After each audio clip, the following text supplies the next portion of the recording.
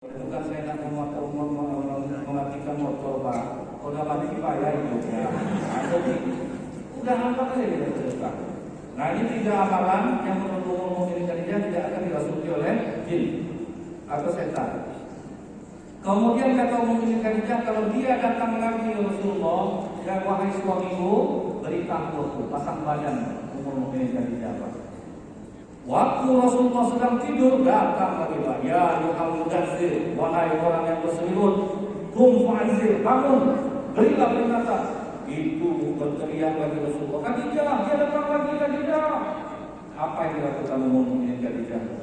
Duduklah di paha kanan suamiku. Habis dudukkan di pangkunya Pak. Telungkupkan mukamu di bahuku. Buka matamu. Apakah kau masih melihatnya? Masih Khadijah. Sekarang duduklah di paha kiriku, telungkupkan mukamu, coba buka, apakah kau masih melihatnya? Masih Khadijah. Sekarang duduk di hadapanku, pandang wajahku, apakah kau masih melihatnya? Tidak Khadijah. Berarti itu malaikat. Jadi itu cara mendeteksinya Ibu ya. Kalau misal bapak melacau-lacau bilang, duduk di paha kanan dulu Bang. Telungkupkan ke kanan, ada tengok masih nampak Bang? Masih deh. Coba sebelah kiri bilang. Untuk kamu karena ada buka mata, masih nampak Bang? Masih deh. Sekarang coba duduk depan aku, pandang wajah dia parah banget wajah. Jadi itu cara umum Khadijah. Kemudian Bapak Ibu, ternyata semakin maju zaman, semakin terbukti kebenaran Al-Quran ini Pak. Sewaktu Mumi Fir'aun ditemukan di Mesir, ahli yang dipercaya oleh pemerintah Mesir adalah Profesor Dr. Maurice Bucaille. Itu adalah pakar jantung dunia berkebangsaan Prancis. Diundang datang ke Mesir. Sampai di Mesir disediakan laboratorium, kemudian dia masuk memeriksa mumi Fir'aun. Setelah dia selesai memeriksa mumi Fir'aun, dia keluar, kemudian dia umumkan hasil penemuan dia. Dapat saya pastikan setelah saya memeriksa mumi Fir'aun ini matinya tenggelam. Mendengar itu tertawa masyarakat Mesir Pak. Kenapa kalian tertawa? Kami sudah lama tahu itu Prof. Dari mana kalian tahu? Dari Al-Quran kami, surah Al-Baqarah ayat 50. Wa idh faraqna bikumullah wa fa'jainakum wa awraqna ala fir'aun wa antum tanzurun. Dan ingatlah ketika kami belah laut untukmu, kami selamatkan kalian dari Fir'aun dan kami tenggelamkan Fir'aun. Jadi kami sudah lama tahu Prof, Fir'aun itu tenggelam. Sakit nanti profesor. Karena kalau orang cerdas ini Pak, kalau dia dibantah naik kesombongannya. Pernah ada seorang profesor ditengoknya anak-anak muslim sedang main bahagia, ditanyanya Bapak, siapa yang membuat kalian bahagia? Allah. Pernah kalian lihat Allah? Enggak. Pernah kalian memegang Allah? Enggak. Dalam ilmu pengetahuan, sesuatu yang tidak bisa dilihat, sesuatu yang tidak bisa dipegang, berarti tidak ada. Berarti Allah kalian tidak ada. Kata anak-anak muslim ini, dari mana profesor tahu? Dari ilmu pengetahuan yang saya pelajari. Terus ilmu itu profesor simpan di mana? Di otak saya. Pernah profesor minum otak profesor? Enggak. Pernah memegang otak profesor? Enggak. Berarti betul kata profesor. Sesuatu yang tidak bisa dilihat, sesuatu yang tidak bisa dipegang berarti tidak ada. Berarti profesor tidak ada otak. Jadi profesor ini dia merasa terkangkangi Pak. Profesor Dr. Maurice Bucaille masuk lagi ke dalam laboratoriumnya. Kali ini dia periksa bagian keahlian dia Pak, yaitu susunan saraf jantung Fir'aun. Dan dia sangat yakin itu tidak ada dalam kitab manapun. Setelah beberapa jam dia keluar lagi, dia umumkan, kalau yang ini saya yakin tidak akan ada di kitab manapun termasuk Al-Quran. Apa itu Prof? Ternyata ketika saya periksa susunan saraf jantung Fir'aun ini sebelum mati dia sangat ketakutan yang teramat sangat. Dia shock berat, dia takut. Baru terdiam masyarakat Mesir yang ada. Curiga pula profesor ini apa nggak terdiam? Karena kalau kami ketawa tersinggung profesor. Itu apa ada juga dalam kitab kalian? Ada Prof. Dalam surat Yunus ayat 90. Hatta idza adrakahu gharq, ketika Fir'aun hampir tenggelam, dalam keadaan kami dia berkata, qala amantu annahu la ilaha illalladzi amanat bihi banu Israil. Aku beriman kepada Tuhan yang dipercaya oleh Bani Israel. Itu ungkapan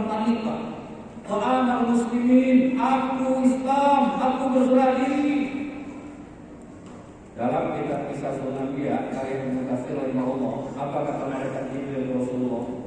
Ketika Fir'aun bertobat itu ya Rasulullah, aku tendang mulutnya, aku sempal pakai tanah. Kenapa kalau begitu? Karena Allah Maha Pengampun ya Rasulullah. Nanti diampuni dia. Malaikat Jibril mau sini mau ya. Maka dihantam malaikat Jibril mulutnya supaya dia tidak bisa ampun kepada Allah.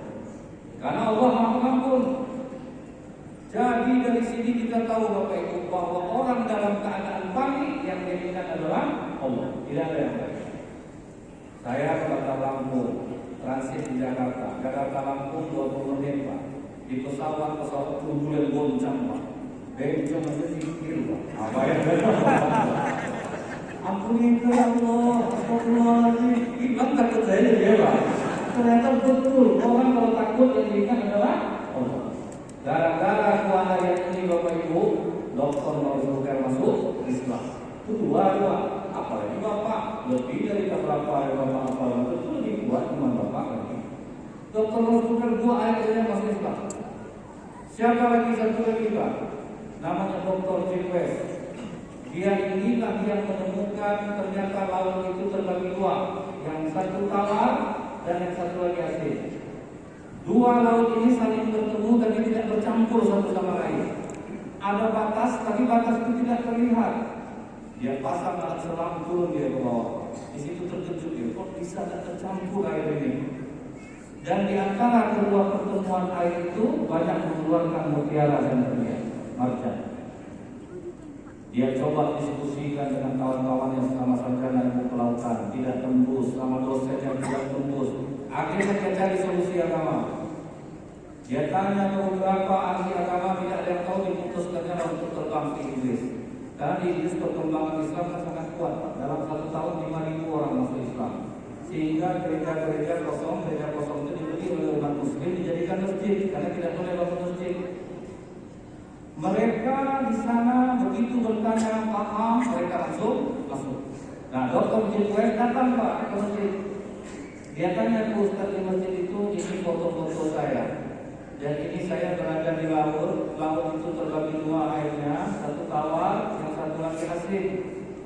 Dan di antara kedua pertemuan air itu banyak mengeluarkan mutiara dan marjan. Tidak ada pernah kami mempelajari ini, mendengar ini kami tidak pernah. Kata Ustaz ini, kenapa Anda tidak tanya kepada orang yang mengerti ilmu laut? Wah, sudah rata sama saya. Jadi saya ingin tanya, apakah Islam ada menceritakan tentang fenomena ini? Oh, kalau itu Anda tanyakan silakan. Duduk Dr. Jepes, di muka Ustaz inilah Al-Quran Surat Ar-Rahman ayat 19 sampai 23. Dan ini saya yakin kita hafal Bapak. Marjan bahraini yaltaqiyan bainahuma barzakhun la yabghiyan fa bi ayyi ala'i rabbikuma tukadziban yakhruju minhuma al-lu'lu'u wal marjan fa bi ayyi ala'i rabbikuma tukadziban. Akulah yang membelah laut menjadi dua bagian, yang satu tawar dan yang satu lagi asin. Di sana ada batas yang tidak terlihat, maka nikmat Tuhan kamu yang mana yang kamu dustakan.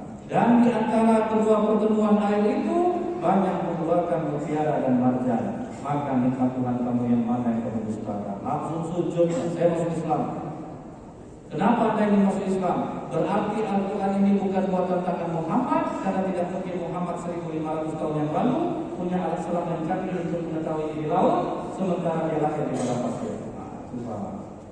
Jadi kalau kita makin maju Islam kita ini, makin bagus kita jadi apa? Apa yang dikatakan Rasulullah itu bahwa yang tipuan hawa bukan berdasarkan hawa nafsu. Kenapa kita disuruh laki-laki perempuan kencing jongkok? Laki-laki kalau kencingnya jongkok Pak, bukan sekedar sunnah, terbebas dari penyakit prostat Pak. Kenapa kita kena penyakit prostat? Karena kita kencing berdiri, posisi kaki sedang menahan berat badan, kita mengeluarkan kencing Pak. Selain kencing itu pun kena ke kain kita Pak, kita duduk. Cuma Bapak jangan terlalu kaku kalau di mall, kalau ada tempat kencing ini, janganlah Bapak jongkok di situ Pak. Nanti saya takut kadang Bapak terlalu tekstual pula, Bapak jongkok di situ Pak. Tapi memang iya, kalau kita jongkok itu bersih jadinya, kain kita tidak terkena. Karena kata Rasulullah, istanzihu minal baul, fa inna amata ala al-baul minhu. Kebanyakan orang yang di atas dikubur karena kencing yang tidak dibasuh. Kenapa kok sampai seperti itu? Rupanya benar Pak, kencing kita itu mengandung garam fosfat. Kalau kita jemur di atas atap jadi kaca. Kalau kita tidak basuh kencing kita, kaca itu nempel dan itu bisa kena kanker kelamin. Kalau sempat berhubungan dengan istri bisa kena kanker racun. Nah, itu bahayanya. Nah kemudian yang baru-baru ini yang paling heboh coba apa yang ditemukan oleh Profesor Dr. Masaru Emoto. Orang Jepang beragama Shinto, bukan Islam agamanya. Dia ambil air, dia suruh orang ngaji di air itu Pak. Coba kamu ngaji di air ini. Terus difotonya dengan kamera elektron berkecepatan tinggi. Kalau kamera elektron itu Pak, kristal air itu nampak. Di situ dia kaget, ternyata kristal air itu begitu dibacakan Al-Quran, dia langsung membentuk bunga segini Pak. Reaksi dia Pak.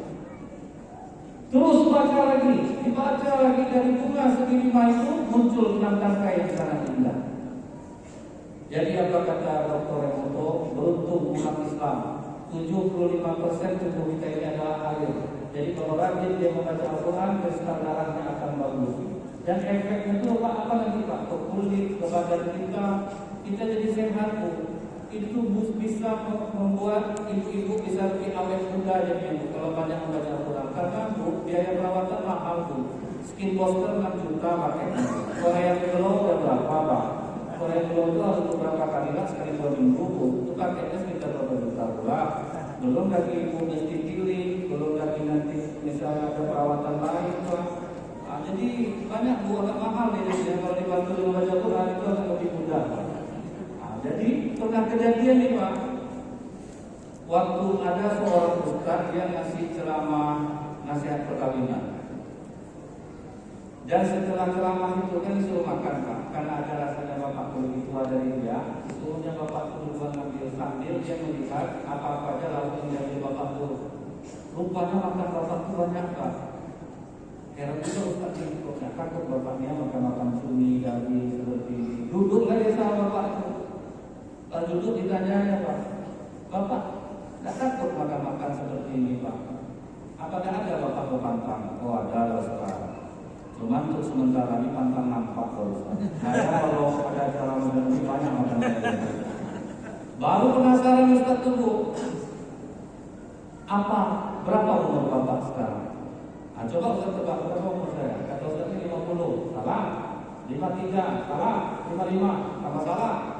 Jadi berapa umur Bapak? Ditaruhnya pilihnya, dikeluarkannya KTP-nya pakai tangan kiri Pak, di dompetnya. Coba Ustaz lihat berapa umur saya? Rupanya umurnya 84 tahun Pak, tapi perawakan 50 tahun. Baru kepo Ustaz Ibu, apa banget Bapak? Balik bertanya Bapak ini, Ustaz rajin nggak baca Quran? Rajin. Kapan Ustaz baca Quran? Habis subuh. Berapa lama? Setengah jam. 24 jam itu setengah jam cuma baca Quran. Memang Bapak berapa baca Qurannya? Saya minimal 1 hari 4 juz. 7 hari saya khatam. Oh itu Bapak, kristal darahnya bagus ini ya Pak. Makanya saya lihat wajah Bapak ini macam umur 17, puasa.